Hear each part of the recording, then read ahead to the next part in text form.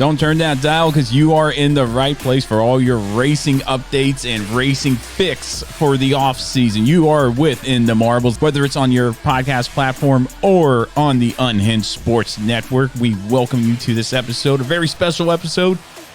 It is that time of the year, Preston, our Formula One season review, and I've been looking forward to this since the checkered flag at Abu Dhabi because I got a lot to say about this season in Formula One. I'm looking forward to what you have to say. Well, and I don't know if you will be by the end of the episode because it is going to be one of those episodes where I praise it and I diss it, and then I praise it again and then I diss it. I had a feeling that it was going to go like that. And that's why I like to hear it. I want to hear what you had to say about it. And I appreciate everybody, whether you're listening, a loyal listener for almost well over 1 year now, or a new listener on the Unhinged Sports Network. Appreciate you just sitting down, listening to our opinion. Yeah. Because I think we make some pretty decent points, and I might win over a few people about Formula One here. Okay. Or against Formula One. However you slice that onion, it is what it is. But, Preston, how's it going? Sorry we couldn't make you to the Christmas party on Saturday. How was it? It was good. You have fun? Yeah, it was. I mean, nothing big, nothing too crazy. Probably about 8 people there. I mean, it was just all like friends of ours that are all couples. So right, girls kind of inside most of the time. The guys out in the man cave. We were out there. I got a pool table in the man cave, so we were shooting pool, and some guys were smoking cigars. I was kicking back on the couch. Some guys, drinking beer, stuff like that. We were watching. I had ECHL hockey on too. Okay, so, it was just a nice little time. Nice. And then we did some games inside, like as a group, but I didn't partake in some of them because like what, Dirty Santa, like we did last year. Wait, which one was that one? That Dirty Santa is the one where you put a gift under the tree and everybody draws a number. And then you pick up a present, and then you either steal that person's present or pick a new one. Oh, no, we didn't do that. What we did this time around was we had these little boxes of and they contained like mini alcohol bottles in them, but you didn't know what was in the box, what you were getting. So I can't remember what the name of the game is called, but like you have one person, you have people across from each other. It's just one-on-one. And you have somebody shouting head, shoulders, knees, toes, and you have to, whatever they say, you have to touch that body part. And it'll get faster, and then they'll say gift, and the first person to grab the gift gets it. So, like, oh, wow. Things are getting pretty intense for a second. Man, I had something like that happen on a cruise ship. Caroline and I went on a cruise. I'd say maybe, it was a few years ago. It was a while ago. And somebody, we were playing that game. It was like Battle of the Sexes, men versus women. And by this point, I don't know if you've been on a cruise, but if you go on a cruise and they have these drink passes, and you meet people, if you don't have a drink pass, and make friends with them to get in with the drink buddies, and they, if they like you enough, they'll say, what do you want to drink? And we met one of those couples, and we started having a fun time.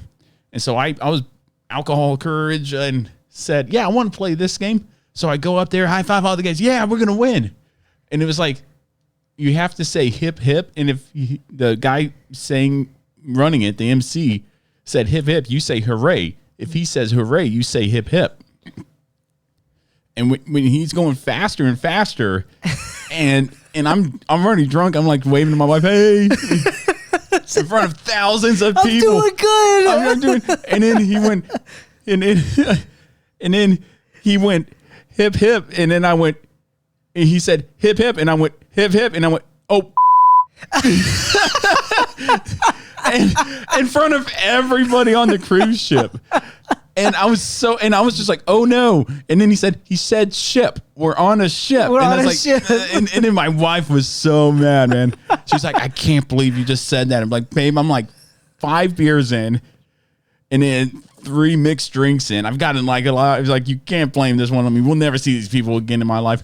Sure enough, on that same cruise, I was a volunteer firefighter at the time. And a West Point firefighter was on there who Caroline knew. And then I got to know, his name's Connor, and him and his fiance or girlfriend at the time were on the cruise too. So, yeah, okay, my bad. There was one group of people that we know and that were probably not even present in that part of the ship. But I know how you feel.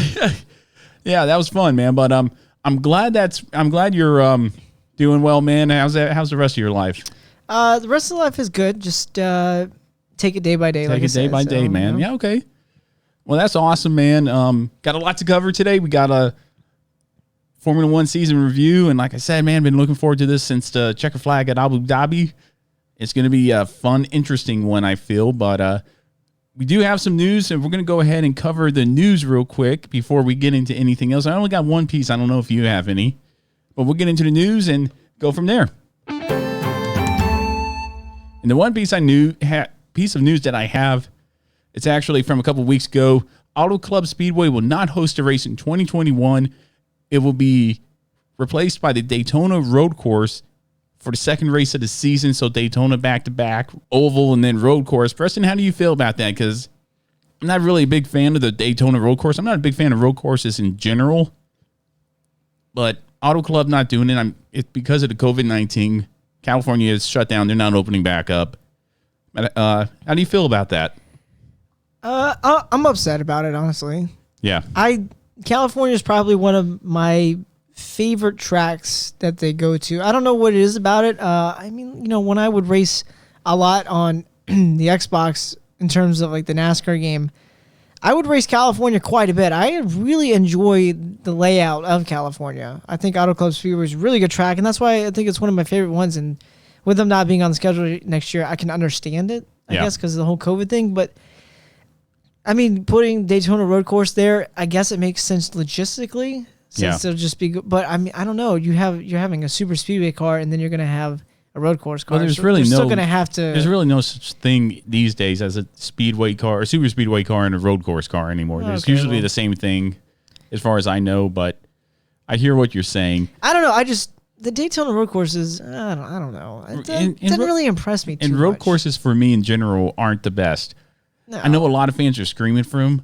I'm not one of them. I'd rather have the short tracks come and vice the road courses, because we discussed it a few episodes ago where in Watkins Glen, all you saw was the front stretch, them going into turn one, and then you're watching the giant big screen all I think with road courses, like, I guess, I mean, I don't really know how it really looks in person at Daytona, but like, having a road course like the Roval is a good thing because you can see the whole track. You can see everything that's going on. So for the most part. I guess with Daytona you can see mostly everything for the most part, but I don't know. I'm not really too much of a fan of the Daytona Road Course. No, I'm not either. It's already gonna be sandwiched between the Clash and then the Daytona 500 on the oval, and then back to the road course. I'm not a big fan of that. I don't like the fact that they're having the Clash now on the road course.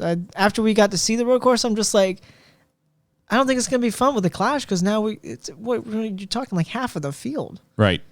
I don't know. I don't really see it being that very fun. I tell you what, we'll have to wait and see. Yeah, we'll have to wait and see. But that's the only piece of news I have, man, unless you have anything else. Just the 23XI Racing came out with some of their...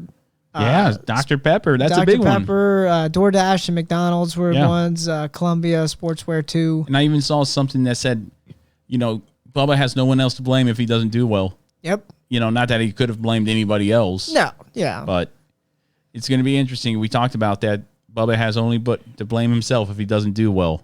You just have to wait and see. We'll just have to wait and see. That's a good point, buddy.